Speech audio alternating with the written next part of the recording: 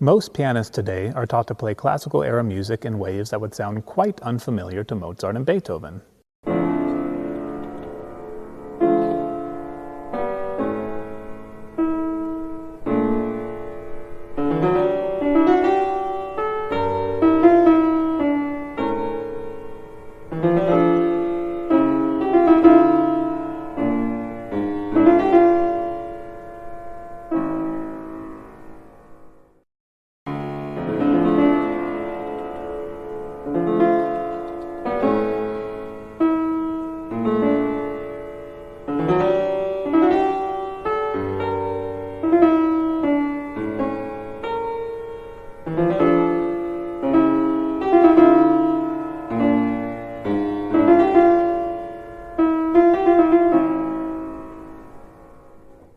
So let's look at three aspects of classical era performance practice.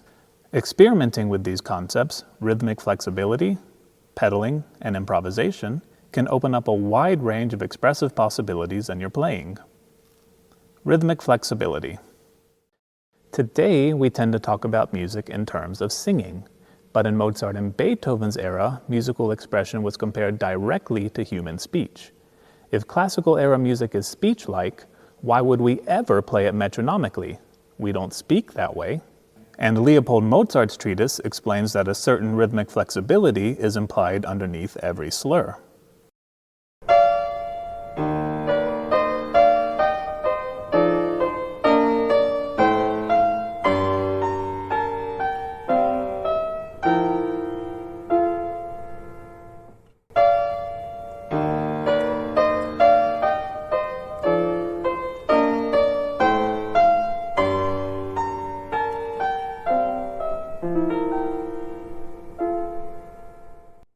Time is one of the most important expressive tools classical era pianists had. So rubato, the subtle speeding up and slowing down of time within individual phrases, is a vitally important gesture. Yet, modern pianists are often discouraged from using rubato in classical era music.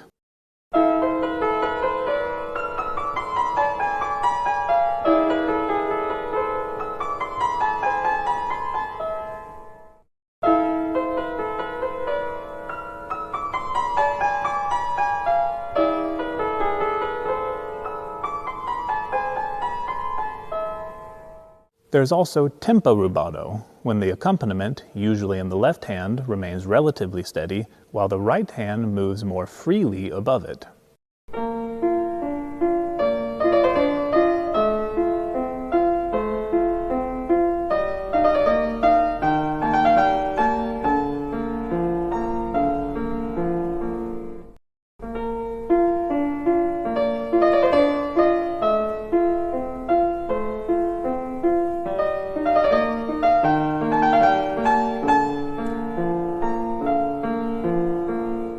So try abandoning mathematical precision in favor of a more uneven, yet more expressive, shaping of phrases. Pedaling. What do you think? Did classical era pianists use more pedal or less pedal than today? My somewhat cheeky answer is that they use both more and less pedal. Let me explain. We learned from Hummel that pianists were judged by how much they could communicate musically without relying on the pedals. Unlike modern pianists, classical era pianists did not rely on the pedal for legato playing or for a sustained sound. This enabled them to treat pedals more like special effects. So in general, they used much less pedal than pianists today. But when classical era pianists did use pedals as special effects, they often used them very liberally for large sections of music, even without changing the pedal. So in that sense, they used much more pedal than pianists today. For example, by modern standards, the pedal markings in the opening bars of the third movement of the Waldstein Sonata are very confusing. Beethoven instructs the player to lift the dampers for extended periods of time, even through dissonances. This was possible due to the fortepiano straight stringing and lightweight construction.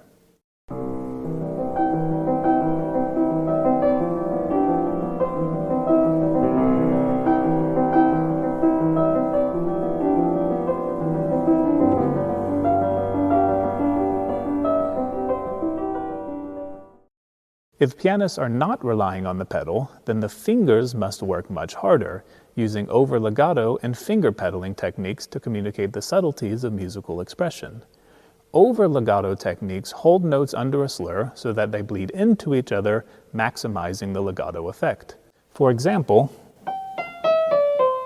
may sound perfectly legato by modern standards, but a deliberately overheld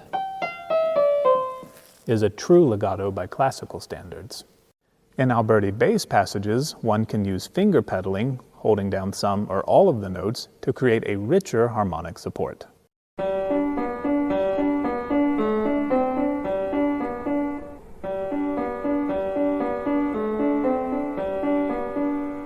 In this chromatic passage from Mozart's Rondo in A minor, K511, most modern performers use the damper pedal with frequent changes to create a sustained effect. But if finger pedaling is part of your expressive toolkit, then there is another sonic possibility.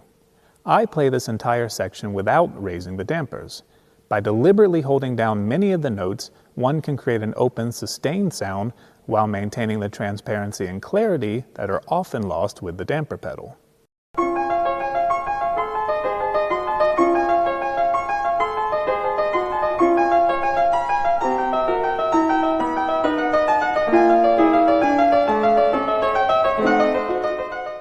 I encourage you to experiment with finger pedaling and over-legato techniques to see how far you can go before using the pedal. And if you do use the pedal, see how much blurring you can achieve with half pedal and flutter pedal techniques for a result more closely aligned with classical era usage. Improvisation.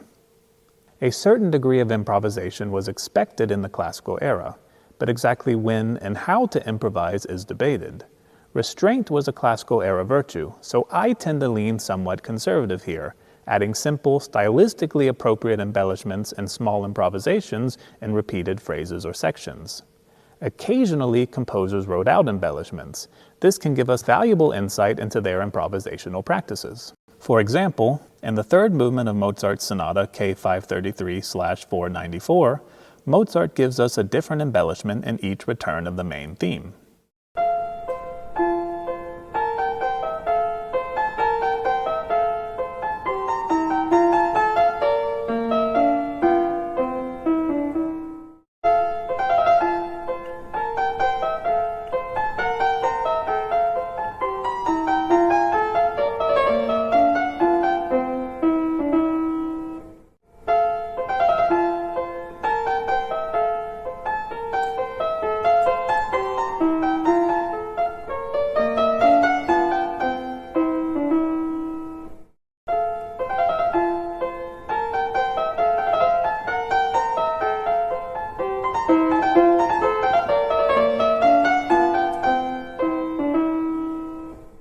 At the end of the third movement of Mozart's K332 Sonata, he sets up a cadenza but does not write one out because it was expected that the pianist would improvise one, something rarely done today.